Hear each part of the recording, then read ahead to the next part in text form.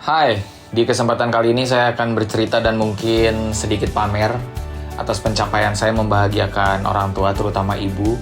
Jadi disclaimer dulu nih dari awal. Selain membahagiakan ibu juga, saya pun membahagiakan bapak. Padahal bapak saya ada dua dan dua-duanya udah meninggal. Jadi bapak yang mana nih?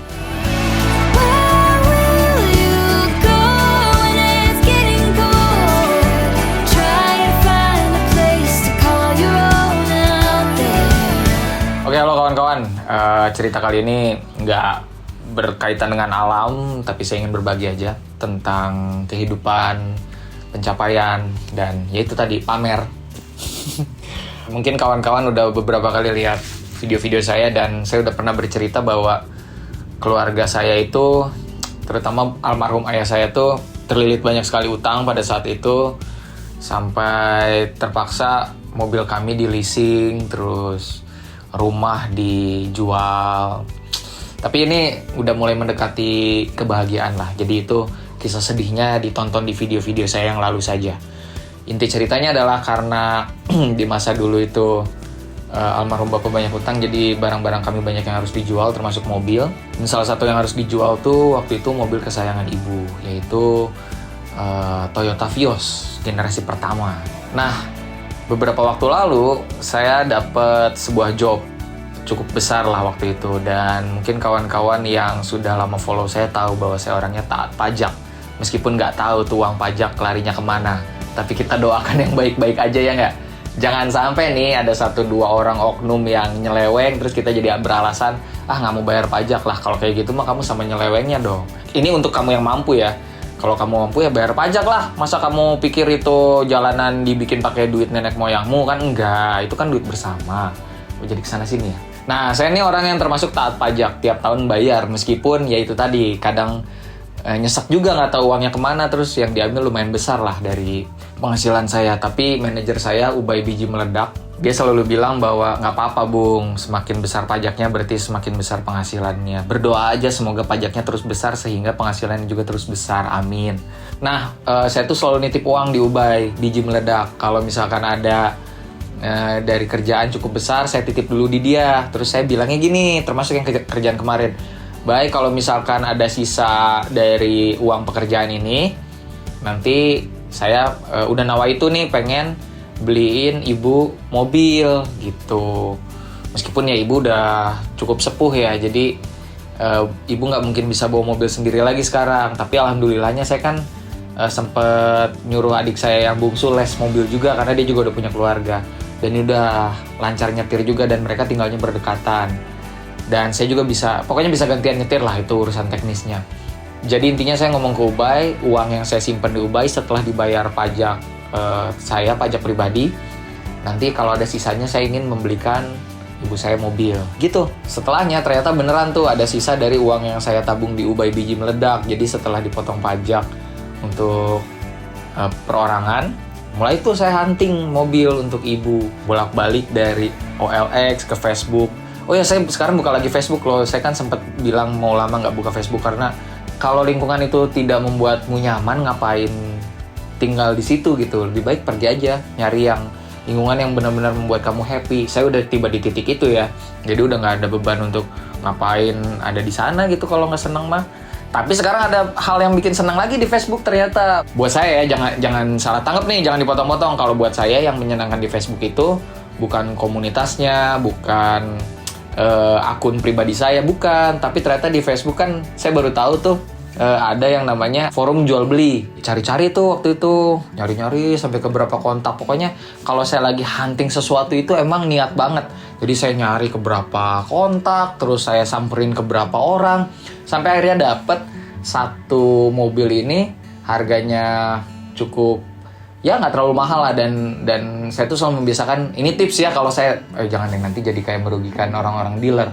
Nggak, kalau ini pilihan saya aja. Kalau saya lebih memilih beli itu dari user ke user gitu, bukan ke dealer. Dealer ada bagusnya juga karena mereka pasti lebih ngerti soal mobilnya, terus bisa banyak membantu kita juga. Tapi kalau ini pilihan saya, sekali lagi saya lebih milih ke user lagi. Kenapa? Karena biasanya user itu akan lebih jujur gitu. Bukan berarti nanti disalah tangkepin lagi dealer nggak jujur. Dealer juga jujur kok, banyak yang jujur. Cuma kalau user tuh lebih kepada dia akan ngomong apa adanya tuh biasanya tuh, ini kurangnya apa aja. Jadi saya tahu PR saya yang harus dibenahi apa gitu. Begitulah kurang lebih. Akhirnya dapat waktu itu di Padalarang, itu lumayan jauh dari Bandung. Kereta yang punya adalah seorang dokter. Begitu dia memang sudah lama tidak dipakai, jadi cuma dipanasin aja tuh mobil. Dipanasin terus kayak hati. 2023 kok bercandanya masih kayak begitu. Waktu itu dapatnya tanggal 13 Juli. Pas banget tanggal 14 Julinya kan ibu saya ulang tahun. Waktu itu saya antar mobilnya ke rumahnya, ke rumah beliau, terus beliau langsung terharu gitu menangis. Bu, sini. Dari kiri. Sini lihat. Sini. Pelan-pelan. Pelan-pelan sini lihat. Buat ibu. Lihat. Buat ibu. Itu mobil. Alhamdulillah. Beneran. Beneran ini. Pelan-pelan, pelan-pelan. Cakep gak? Cakep pisan tuh. Iya kayak yang ibu yang dulu. Vios. Alhamdulillah. Alhamdulillah. Suka nggak? Suka banget. Oke. Dan ya tadinya saya sempat deg-degan sih, takutnya ya namanya kita pengen ngasih, pengen yang sebaik mungkin, tapi adanya segitu gitu ya. Maksudnya bukan mobil yang baru gitu. Tapi alhamdulillahnya ibu juga seneng, ibu terharu, terus kayak nostalgia lagi. Terus suruhnya setelah beli itu kan diservis ya sama adik saya. Dan sekarang ibu kemana-mana selalu minta diantar gitu, seneng. Jadi ibu yang tadinya cuma duduk di rumah aja sekarang jadi seneng jalan-jalan lagi kayak dulu. Dan tujuan pertama waktu ibu dapat mobil itu adalah minta adik saya untuk antar ke Garut, tepatnya ke makam almarhum ayah saya. Seneng lah lihat ibu seperti itu lagi gitu. Terus saya jadi malah merasa berdosa, kenapa nggak dari dulu ya dibeliin mobilnya gitu. Kalau dulu kan suka kepikirannya, siapa juga yang mau nyetir, takutnya ibu juga main ke sana sini. Tapi dipikir-pikir lagi kan orang tua tuh cuma bisa main ke sana sini. Justru kita sebagai anaknya kalau selagi kita masih mampu ya provide aja, selama itu tidak merugikan beliau ya, jangan sampai jajan sembarangan atau makan sembarangan. Tapi selama itu menyenangkan untuk beliau ya udah nggak apa-apa, jajan aja gitu. Apalagi sih yang harus dilakukan oleh orang tua ya nggak sih? Kalau diem di rumah juga kan pusing gitu. Akhirnya happy seneng sekarang.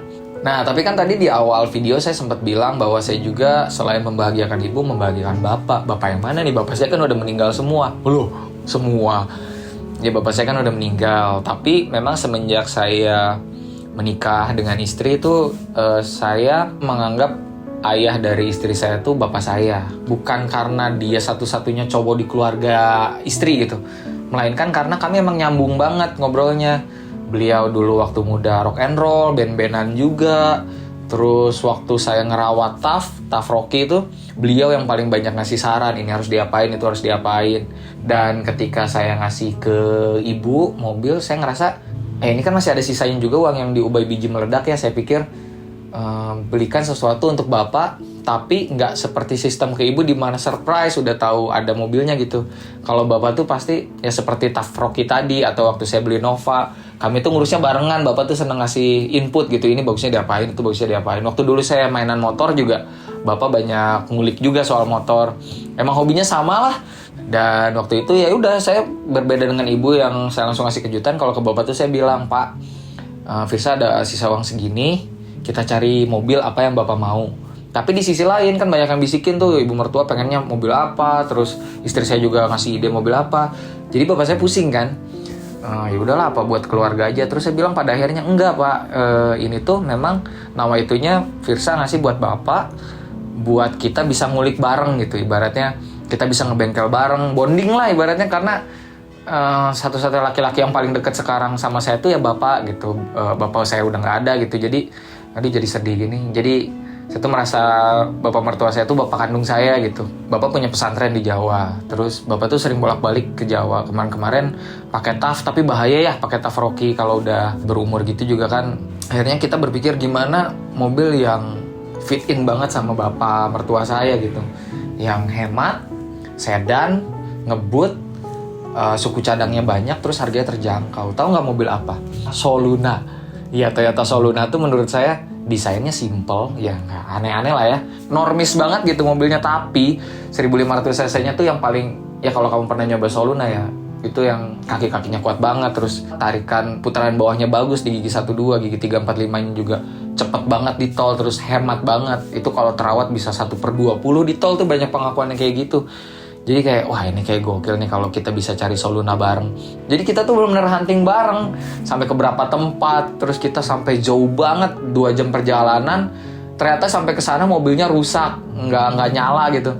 Ya nggak bete juga, dan ternyata pada akhirnya kita dapat satu mobil itu yang ke user lagi, akhirnya ke seseorang yang tinggal nggak jauh dari rumah saya, dan orangnya pengen jual karena istrinya katanya udah bisa nyetir tapi pengen yang matic gitu. Jadi dia jual mobil Solunanya dan kondisinya cantik banget, si hijau biru gitu, blue green gitu, warna yang rada-rada jarang ya di Soluna. Biasanya kan Soluna kalau nggak biru silver, ini blue green. Wah cakep banget, dan itu langsung bapak tuh langsung cinta pada pandangan pertama. Terus setelah dicoba cocok begitu. Jadi ya ini cerita nggak pentingnya ya, cuma pengen berbagi aja soal kegembiraan saya, dan sekaligus ya kalau bilang pamer pencapaian.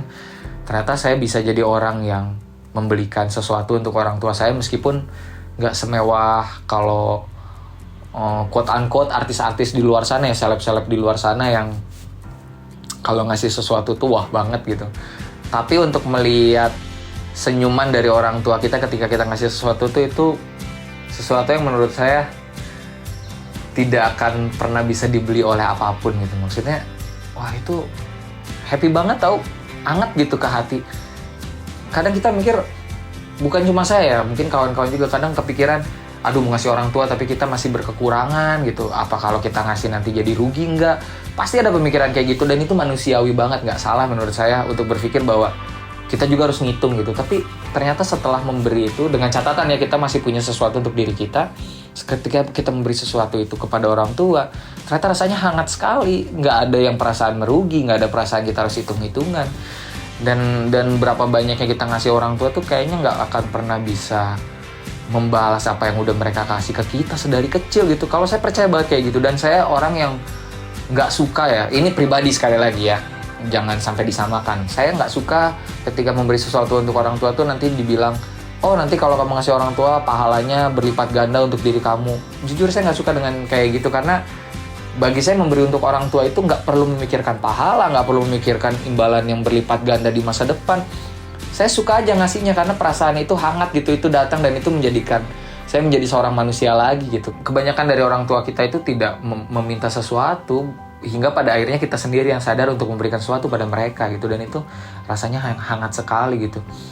Dan saya rasa menyebarkan kebaikan tuh nggak perlu ditakar gitu, nggak ada takarannya, nggak perlu ada faedahnya, nggak perlu dinilai oleh orang lain, karena kita sendiri yang tahu rasa hangatnya seperti apa, dan kita sendiri yang merasakan menyenangkannya seperti apa. Kayak gitu aja mungkin video kali ini yang gak jelas ini, dan saya ngomongnya banyak banget. Oke, sampai ketemu di lain kesempatan. Lain kali kita akan ke gunung lagi. Dah.